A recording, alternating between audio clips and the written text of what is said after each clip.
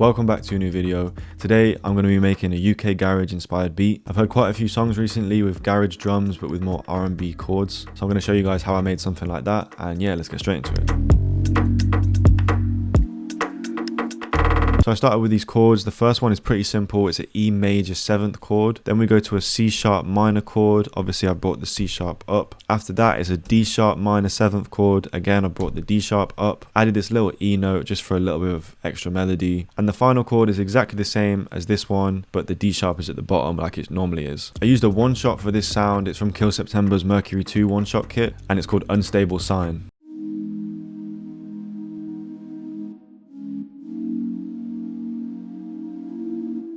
That just has an EQ cutting the low end out and a medium-sized reverb just to give it a little bit of space. In terms of the sound selection, I was going for a very airy, ambient kind of sound. Next, I wanted to add a counter melody. It's really just 2 notes. It's extremely simple. Again, the sound is from Kill September's Mercury 2 one-shot kit. As I mentioned, the first sound is very airy. This one's a bit more gritty and distorted. I wanted to combine that ambient sound with a more industrial, traditional garage sound.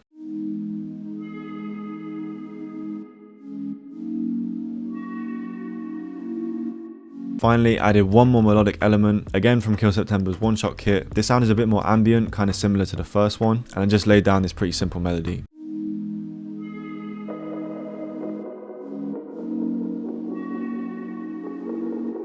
That sound is just panned to the right. It also has a pretty heavy delay. I've kept the output, the wet, all the way up, and I've just cut some low end out. Next, I wanted to add a bass, so I went to Oliver's Power Tools kit. I found this super deep bass. As you can see, very simple bass line, just following the bass notes.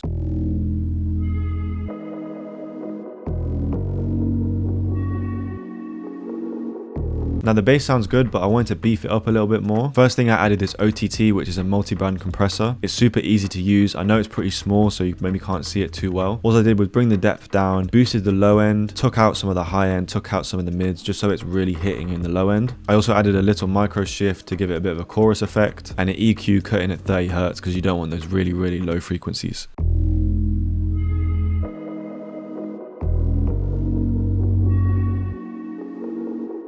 Another melodic element I added is this vocal chop. I just found it on Splice, chopped a little bit out that I liked, and it sounds like this.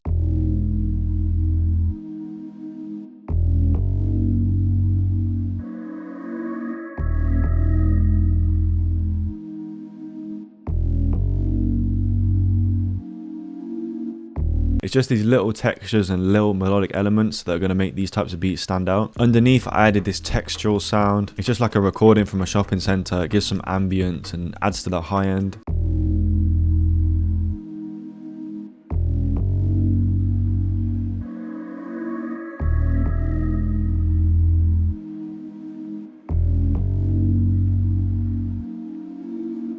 Very subtle, but it just adds to the ambience of the whole beat. Before we carry on, today's video is sponsored by distrokid. Distrokid allows you to get your music onto all different platforms, including TikTok now. But today, I wanted to talk to you guys about the hyperfollow feature. So once you've uploaded your music and you're ready to release, the hyperfollow feature gives you one link that will lead your customers to your music, whether they're using Spotify, Apple, whatever they're using. Hyperfollow even allows you to get pre-saves on Spotify before your music is even released. And when your music is released, the link will update itself. You don't have to do anything, and it will lead your followers to the song. If you guys aren't already signed up to distrokid, hit the link in the description. You'll get 7% off your first year's membership. And yeah, let's get back into the video. Now let's move on to the most important part of a garage beat, which is the drums. You can really be creative with the drums on garage beats. There's not too many rules. Now I started off with this snare. Obviously you've got it hitting here, here, here, here and here, which is the normal place to put the snare. It's very on the grid, but straight away where you can get the garage bounce from is the little bounce snares that you add in between. So these two and this one at the end as well. Now you'll notice they're slightly off the grid. So what I did was go up here,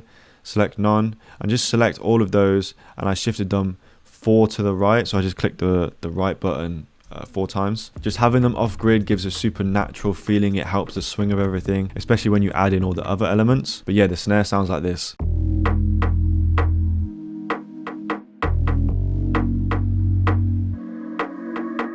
Next, I added this clap. Some of them are hitting on the snare, some of them hitting just before the snare. It just creates a little bit more bounce.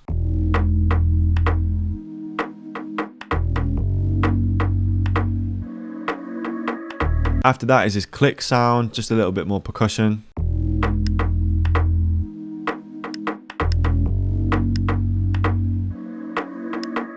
After that, I did the first hi-hat.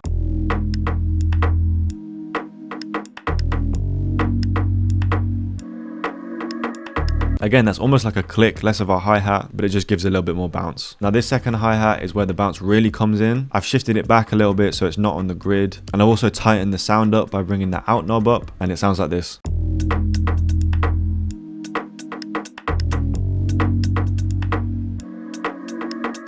And finally is the kick. Now I don't want to do too much here because obviously there's a lot going on with the percussion. The kick pattern just repeats, it's very spaced out and not doing too much.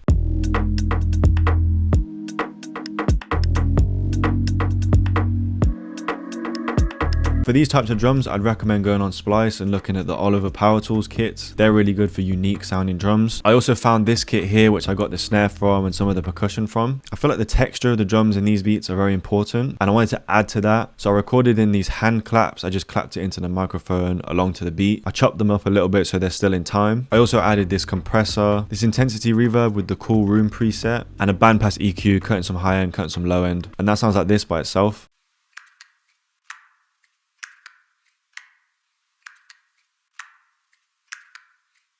And then you'll hear when it's all together with the drums, it adds to the bounce and it adds to the texture too.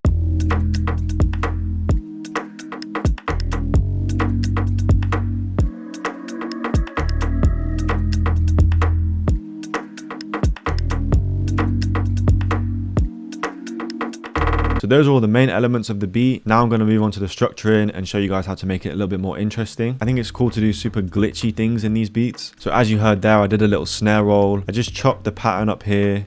I made it unique. Then I just put a bunch of snares here, brought the velocity down gradually. I also panned it from left to right. And it sounds like this. It just helps to transition into the next section. The final thing I did was add this little transition. So as we go from the intro to the drop, it's not really a riser or an impact. It's just kind of an ambient tape sound, but I chopped it up. I thought it sounded really good. And yeah, it sounds like this. Again, that's a super industrial sound. When you mix that with the airy ambient sounds I've used, it gives a really nice bit of contrast. That's my attempt at a UK garage style beat. Something a little bit different. I hope you guys learned something and maybe you'll try this out now yourselves. But yeah, I'm just going to play the beat. Thanks for watching. If you liked the video, please subscribe and I'll see you in the next one.